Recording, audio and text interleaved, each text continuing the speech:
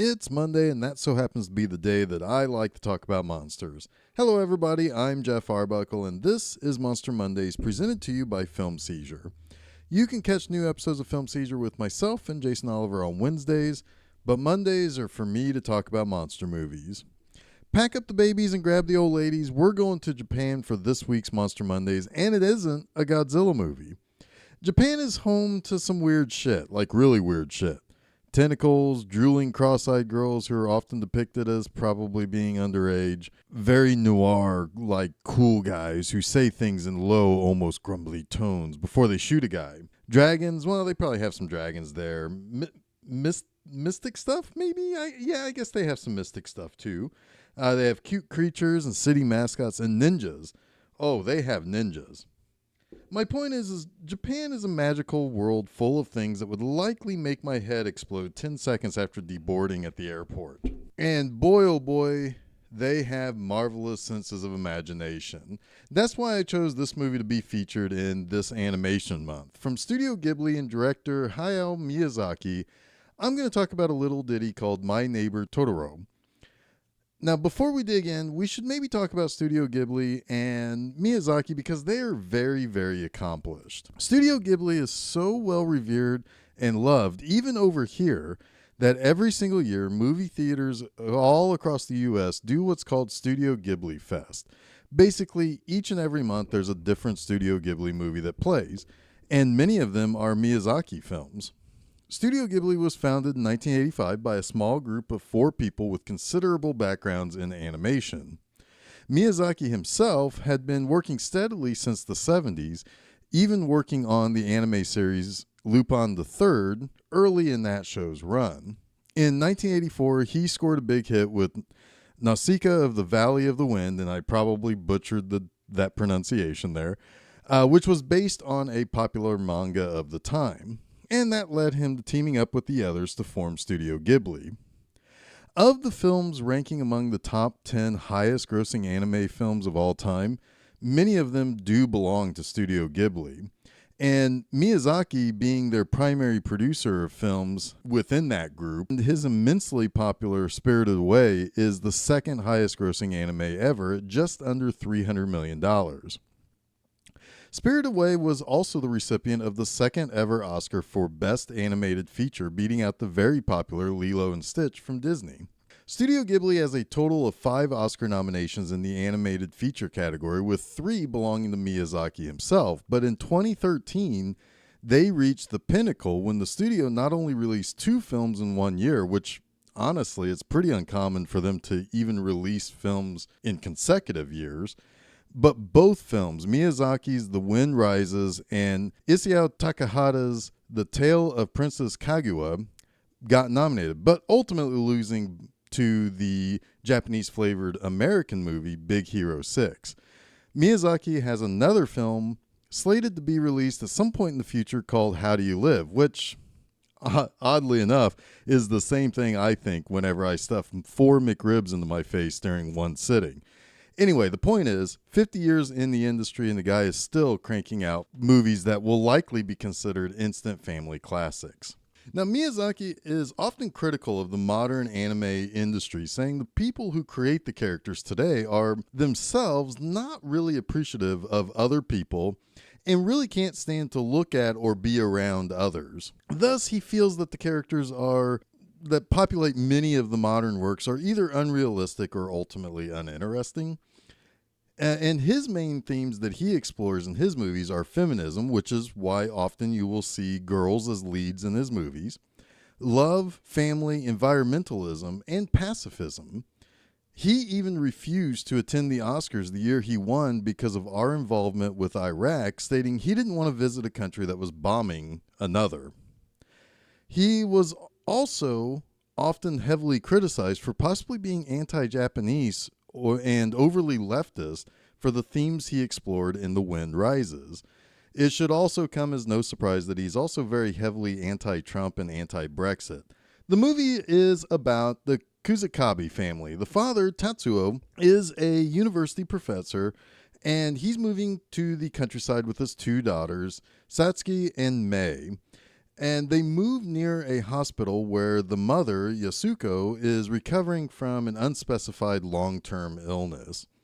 Even though I'd seen this movie before, I wasn't aware that the movie actually takes place in 1958, but it pairs well with the country living and showing that the Kusakabes live a pretty simple life. The girls soon find that the old house their father purchased might indeed be haunted, as they see what are later described as soot sprites, these little black balls of dust that seem somewhat sentient. Their kindly old neighbor named Granny tells them the sprites are not harmful and will likely move out, realizing that there is now a family, and a good one at that, living in the house. She also states that she used to see the creatures herself when she was the girls' ages. One day while Satsuki is at school, Mei follows a trail of acorns and sees a little ghostly rabbit-like creature and chases it under the house's shed, where the creature also becomes fully tangible. She sees a slightly larger creature that leads her into a little tunnel in a mess of trees on her house's land.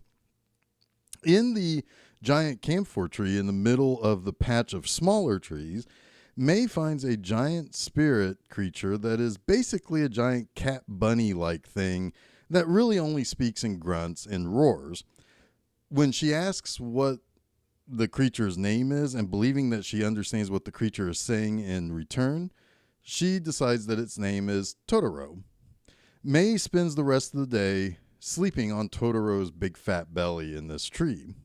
When she wakes up, the creature is gone, and when she tries to show Satsuki and her father the little hideout where Totoro and the other bunny creatures live, she's unable to really prove what she saw. And their dad says that Mei must have seen a forest spirit, and they will only really show themselves when they want someone to see them. And that ultimately makes Mei very lucky, but maybe that they should also give the creature a proper hello. So they go to the trees and they kind of say like a little spiritual prayer, asking for continued guidance and continued protection.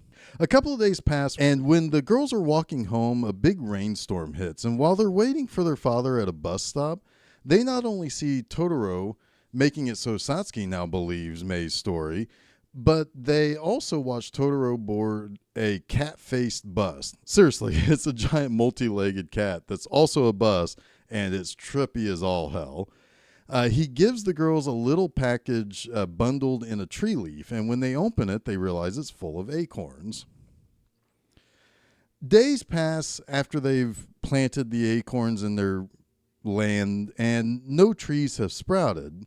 That is until they see Totoro kind of doing like a little ritual dance with the smaller spirits that he's always with. And suddenly sprouts start to occur in the little patch of the garden where they planted the acorns. The girls join in with Totoro and his little associates, and soon they are kind of whisked to the top of this giant tree that has sprouted. And they learn more about the forest spirits world as well as their connection to nature. And things are going well that summer. However, things run into some trouble when they learn a planned visit for their mother to spend a weekend at the new home has to be canceled due to her illness. And Mei is overly distraught by the news and decides to run away and go to the hospital to stay with her mom. And after searching for the entire day and potentially fearing that she may have even drowned in a pond, Satsuki asks Totoro for help. He's not only obliged to help, but he gets the cat bus to help too. So he puts Satsuki onto the bus and they go cruising and flying around the countryside looking for Mei. Oh, yeah, and the cat bus can basically leap so high it basically flies. I do not want to let that slide without calling attention to it. Cat bus hears the word hospital and he decides to take them to their mother so that they can see her laughing and talking to their dad. So while she can't come home this weekend, the mother's in good spirits and is more determined than ever to get well so that she can help make the family whole again. So let's get right to the three things that I like about My Neighbor Totoro. First, I think it's an incredibly simple yet effective story. It delves into some deeper ideas, and I'll get into those momentarily, sure, but we have two girls living a fairly normal lives, and they meet this mystical creature that brings some happiness to their lives. particularly in a tough time full of change. The location is simple. The era is seemingly simple. The motivations of the girls wanting to have their mother home is simple. It's really what helps make this a charming movie. One could almost say that the movie is almost lacking a plot, and instead it's operating within a specific time and moment in these girls' lives. Now that brings me to point number 2. Pretty much everything that happens to these girls revolves around the fact that they have a sick mother and their lives are changing. They are moving to a new location. Satsuki has to go to a new school and meet new friends. For Mei, she's still very young and not able to adjust nearly as well as Satsuki. They get to their new house, and Satsuki and Mei immediately see the soot sprites. And it's possible that they're just seeing it in a shared imagination or imaginative hallucination situation, but it's possible it is what their father says about it, a trick of the eye when you go from a bright spot to a dark place. The girls' imaginations are a little odd anyway. On the way to the new house, Satsuki has Mei hide from a man on a bike for the fear that he was a policeman. That's never actually explained. Either way, everything escalates exponentially from there. From thinking a normal dude on a bike is the heat to seeing these little soot sprites and then seeing larger spirit guys to seeing a giant bunny cat creature, then seeing a bus that's a living, like 10-legged cat to then riding on that fucking cat bus. It's all born out of a couple of things. First, as I mentioned, the change in their lives. Children have an odd coping mechanism for change. It isn't unusual for young children to conjure imaginary friends to cope with stuff that isn't quite right in their lives, including when there is upheaval. Second, and kind of jumping off that point for Satsuki, coming into contact with Totoro and all the other stuff may be the last vestiges of her innocence. There's a little boy who lives next to the Kazukabes who is very obviously sweet on Satsuki because he is doing everything a boy with his first real crush does, and very awkwardly at that. They are both about to hit mid-adolescence and preteen curiosity about the opposite sex. I feel that her utmost need to find her little sister was the last moments of her innocent years. Those moments of riding the cat bus and seeing their mother before being brought home is really the last true childish thing that Satsuki does. For Mei, on the other hand, she's dealing with so much and understanding practically none of it. In time, she'll grow up too, and she'll be like Granny telling some younger kids that she remembers seeing little creatures and the little soot sprites and the various spirits in the forest. But for now, she's youthful and doing things in a purely innocent way. In a lot of ways, this is about growing up. There's an environmental element too. It does seem that the young is more in awe of nature. It's not that the dad wasn't, but he just kind of knew the old stories and the facts around the trees and their land and such. So, it really kind of seems like the girls are a little bit more in tune with nature around them, whereas the dad, yeah, he knows the stories, he knows the book facts, but he's not exactly full of wonder like the little girls are. Finally, I'd be remiss if I didn't just flat out say that I love the cat bus and Totoro. They are so cute and kind of fluffy and plump and comfy looking. The first time I saw this, I really wanted to take a nap on Totoro like May did. The way that he's animated, the way that people interact with him, he just looks like a big giant fluffy bed that you could lay on for hours. And cat bus, are you freaking kidding me? A school bus literally made out of a cat with headlight eyes? Yes, I'd like that very much. Granted, this movie isn't so much about monsters, not quite like Monsters, Inc. last week, but I'd probably scream my balls off if I saw Totoro, and I'd probably scream even more if I saw those little soot sprites because I think they'd be a mass of spiders or something just crawling all over the house.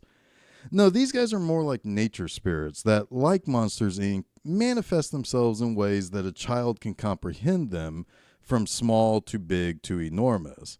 This is such a pleasant little movie that if you haven't delved into any Studio Ghibli movies, I definitely recommend this to be a good place to start.